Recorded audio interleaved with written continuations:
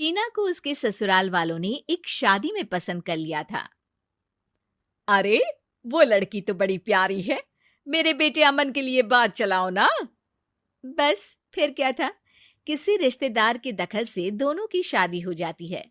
लेकिन शीना की सास पारुल और उसकी देवरानी आसपास ही रहते थे। शादी के बाद शीना कहती है, सुनिए जी, ये चौका छूने की क्या रस्म होती है, जानते हैं क्या आप? अरे नहीं यार। हाँ, पर मम्मी को चाची से बोलते सुना था कि आज तुमको किचन की जिम्मेदारी देंगे, तो वो लोग आ रहे हैं खाना खाने हमारे घर। हे भगवान, ये कैसी रस्म है?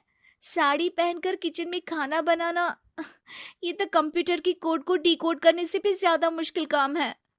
अरे चिंता क्यों करती हो, माँ है ना, सब संभाल लेंगी। वो बहुत समझदार है।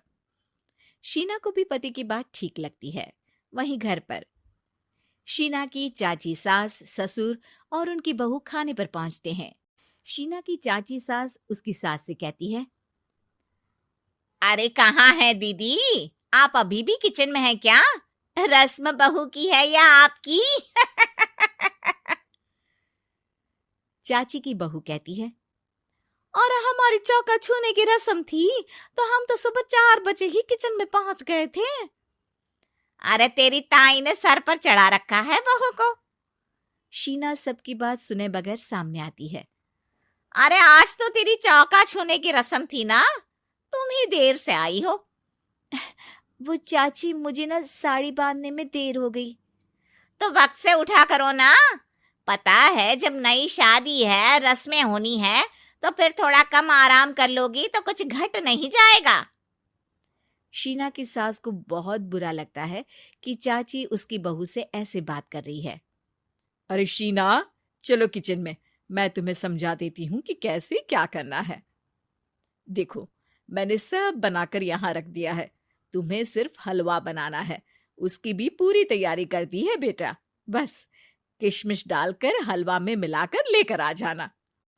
बस फिर क्या था, एक एक कर शीना सारा खाना टेबल पर लगा देती है। अरे बहू ने इतना सब बना दिया, वाह जी वाह। तभी शीना बोल देती है, नहीं नहीं चाची, ये सब तो माँ ने बनाया है, मैंने तो सिर्फ इसे टेबल पर लगाया है।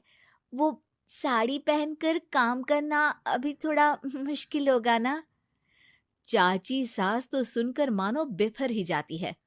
ये क्या बात हुई दीदी, मैं जब शादी कर कर आई थी तो आप बड़ी थी, पर किचन में ना आप आई और ना माँ जी। हाँ, क्योंकि उस वक्त मैं बहू थी और मुझे सास के हिसाब से काम करना था। लेकिन अब मैं सास हूं तो मैं बहू को वैसे ही बनाऊंगी ना, जैसा कभी मैं बनना चाहती थी। खैर, चाची सास खाना खाकर वहां से चली जाती है। कुछ दिनों बाद, अरे शीना, ये क्या पहन रखा है? हे भगवान, इस परिवार में क्या हो रहा है? अरे क्या हुआ छोटी, इतना क्यों चिल्ला रही हो? इसने पहना क्या है? अरे दीदी, क्यों इतनी छूट दे रही हो?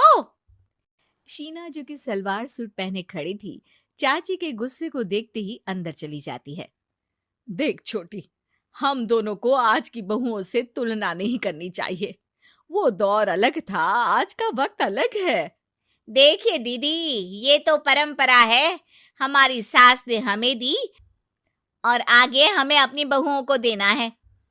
ये क्या लगा रखा है आपने? आप तो पूरी संस्कृति ही खराब कर रही हैं। ये बोलकर चाची सास वहां से चली जाती हैं। शीना की सास चाची की बात से परेशान होकर रोने लगती है। तभी उसका पति वहां आ जाता है। अरे क्या हुआ भाग्यवान, फिर तुम्हारी देवरानी तुमको ताने देकर चली गई है क्या? हाँ, पता नहीं मैं ठीक कर रही हूँ कि नहीं, पर मुझे तो बहू के सूट पहनने में कुछ गलत नहीं लगता। अरे लोगों की बहुएं तो न जाने क्या क्या पहनकर घूम रही हैं। मैं तो उसे भी बुरा नहीं मानती। ये क्या मेरी गलती है? अरे नहीं, बिल्कुल नहीं। अपने किए फैसले का सम्मान करो। ठीक है सब। कुछ दिन निकल जाते हैं। फिर आता है शीना का पहला करवा चौथ। अरे शीना बेटा, यह त्योहार हमारे घर में बहुत मायने रखता है। तुम शाम की पूजा के लिए अच्छे से तैयार हो जाना। और सुनो, चाची सास और उनकी बहू भी यहाँ आएंगी पूजा के लिए, तो खाना भी बनाना है, वो मैं बना लेती हूँ। तुम बस आज के दिन साड़ी पहनना बेटा। शीना समझ नहीं पाती है कि चाची सास के आने पर उसकी सास उसे साड़ी पहनने को क्यों बोलती है। नहीं नहीं माँ जी, मैं सारा खाना बना लूंगी, आप उसकी चिंता ना करिए, अब तो मैंने सब कुछ सीख लिया है।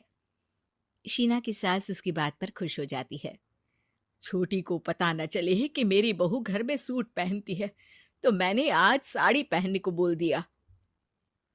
क्यों लोगों को बिना वजह बात बनाने का मौका दें। शाम को सब पूजा पाठ करके बैठे होते हैं कि चाची सास की बहू चाची सास से कहती है, माँ जी, आज के दिन तो आप लोगों के घर बहुओं को नेक दिया जाता है ना। हाँ हाँ बहू, बोलना, तुझे तेरी सास से क्या चाहिए। हाँ शीना बेटा, तू भी बता दे कि तुझे क्या चाहिए। मम्मी जी, मुझे ना आपका वो रानी हार चाहिए जो आपने अभी पहना है। चाची सास थोड़ा हिचकिचाते हुए कहती है, हाँ हाँ हाँ, ले लेना, सब तेरा ही तो है। तुझे कौन सा हार चाहिए बहू। माँ जी, मुझे नेक में आपसे परमिशन चाहिए कि आप मुझे नौकरी की इजाजत दें। आप तो जानती हैं कि मैं और ये एक ही कॉलेज में एक ही क्लास में साथ में थे, लेकिन आज वो कहाँ है और मैं कहाँ। वाह जी वाह, ये भी सुनना बाकी रह गया था, इस खानदान की बहू नौकरी करने बाहर जाएगी।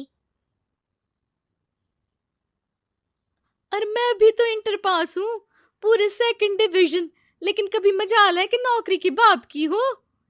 पर दीदी, मैंने MBA किया है, वो भी बड़े संस्थान से। तभी शीना का पति और ससुर भी वहां आ जाते हैं। देखो बेटा, मैं वही सोच रहा था कि तुम नौकरी करने के लिए क्यों नहीं बोल रही हो। मुझे लगा शायद तुम नौकरी करना नहीं चाहती हो। नहीं पापा, वो तो हमेशा से ही कुछ नाम कमाना चाहती है।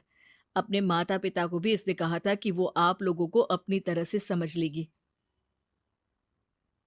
सास को शांत दिखकर शीना कहती है, मम्मी जी, मैं वादा करती हूँ, घर का सारा काम करके ही ऑफिस जाऊंगी। खाना पीना किसी भी चीज के लिए घर वालों को परेशानी नहीं होने दूंगी। वक्त से पहले उठूंगी और काम वाली को भी हटवा दूंगी।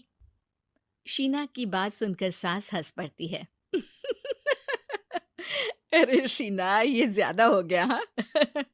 बिल्कुल काम करो बेटा, पढ़ी लिखी हो, नौकरी में अच्छा कर सकती हो। जरूर बेटा, दिया तुम्हें तुम्हारा नेग। हाँ, पुरानी परंपरा जरूरी नहीं कि अच्छी ही हो, कभी कभी बदलाव लाना